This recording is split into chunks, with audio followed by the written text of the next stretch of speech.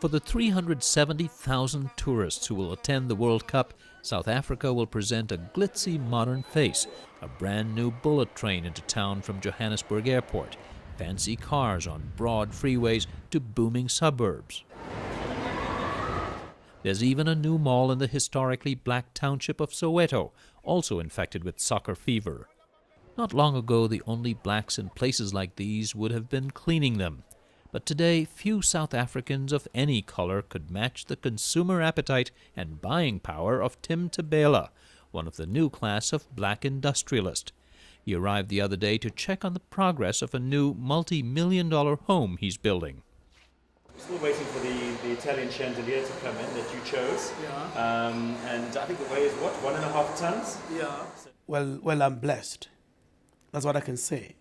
Tim Tabela, son of a preacher and housewife, grew up in humble circumstances like most black South Africans. He joined the African National Congress, the ANC, which was banned for fighting apartheid. Racial segregation officially excluded the 85% black majority from all but the most menial jobs in an economy based on diamonds, platinum, and gold that gave the white minority one of the world's highest standards of living. Please raise your right hand and say, "So help me God." So help me God. The struggle culminated in the 1990 release of ANC leader Nelson Mandela after 27 years of imprisonment. He was elected president of a new democratic, multiracial republic of South Africa in 1994. My business career in 1994, I can say, has improved dramatically. Tim Tabela was trained as a teacher, but says he's a natural salesman who quickly found success in the insurance business. By 1995, with the new government, came new opportunities. I then established a company called Tabela Building Construction. Now, that was also in response to a new trend in government in terms of trying to empower the blacks, and took advantage of that particular policies. Tabela went on to acquire the rights to vast holdings of South Africa's rich coal deposits. He's one of the earliest and most successful beneficiaries of new and increasingly sweeping policies to increase black participation in the economy.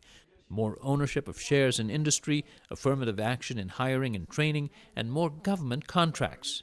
But to many experts, Tim Tabela is one of all too few success stories. Aubrey Machiki is a political scientist at a Johannesburg-based think tank. South Africa has become one of the most unequal societies in the world. In fact, in the past, prior to 1994, the inequality was between black and white. But today, inequality has taken both an interracial and an intraracial dimension. So you have black people who have benefited quite a lot since 1994, but you still have the majority who are still plagued by conditions of poor social and economic conditions. In fact, black unemployment in South Africa hovers around 27% if you don't count people who've completely dropped out of the workforce. Meanwhile, whites, 12% of South Africa's 50 million people, still occupy nearly 80% of all professional jobs. White unemployment is around 5%. Whites have lost jobs in the public sector, mostly to blacks, many to ANC members. They've also lost some private industry jobs because of affirmative action. There's been particularly stiff resistance to the so-called black empowerment programs among conservative Afrikaner farmers, descendants of Dutch or Boer immigrants who were the backbone of the apartheid regime. They complain about pressure to sell to or partner with blacks, and they point to violent attacks that have taken place on their farms. They're trying to take the farms and all that sort of things. If you put them together, there's only one conclusion you can get to, and that is they want the whites out of this country. John Duncan Prinsloo, a farmer and veterinarian, has decided to sell his farm, the result of a tragedy that struck late in 2009. Armed robbers broke through his security system and killed his wife of 34 years, Letitia. Prinsloo himself hasn't recovered from gunshot wounds to his back. I want to be able to move around in this country and do my work and be productive in this country without having to walk around with a firearm in my pocket, without having to stay in a house. Look, this is a bloody jail, man. It's not a house. This is a jail. Crime, which used to be confined to the black townships, now indeed is rampant throughout the country, with 50 homicides daily, despite the government's tripling its spending on tackling the problem. And that's not the only tough issue facing the post-apartheid country. All South Africans complain about the declining quality of public services, police and government workers falling down on the job, underperforming schools, and universities that don't turn out enough and qualified black candidates for skilled jobs. Jenny Cargill is the author of a new book on the country's black empowerment programs. We didn't link our empowerment policies with education. Government is also responsible for the delivery of these targets that business has been given, because they must improve the education services and they must produce the graduates. Even the empowerment programs that created new wealth are becoming difficult to crack. Corruption. Corruption kills me. Actually get emotional. Nanhlanhle Mthethwa and her husband Peace run an events management business.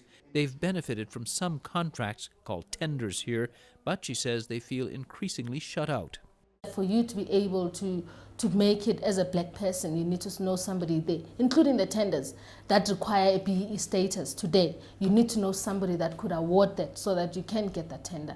And hence that's why you discover that a lot of contracts and tenders, everything else today has failed in South Africa because you have to know somebody to get it, not because you can deliver a service. The general perception among people, and the evidence seems to be building on it, is that it's not a question of just being black, it's a connection of being connected. And it really is a select few that are politically well placed that are gaining access to the licenses and to the contracts.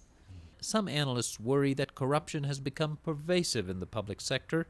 Lumkile Mondi, economist for a semi-public company that promotes industrial development, blames a lack of leadership. The leadership we have in the ruling party, for me, leaves a lot to be desired. Current President Jacob Zuma survived a corruption trial on a technicality just months before taking office. He's been plagued since by ongoing stories of marital infidelity in an already polygamous marriage, which is legal in South Africa. He has 3 wives. It all talks to a lack of long-term vision by the leadership, because people respond to what they see at the top. But he and others predict people will sooner or later respond as voters. The African National Congress, though still popular as the party of Mandela, the one that delivered the country from apartheid, will suffer from its complacency, says analyst Aubrey Machiki. Change is inevitable. So when President Jacob Zuma argues that the ANC will be in power until the second coming of Christ, my interpretation is that that's one of the most optimistic things President Zuma can say, because it means Jesus Christ will be with us much sooner than we think.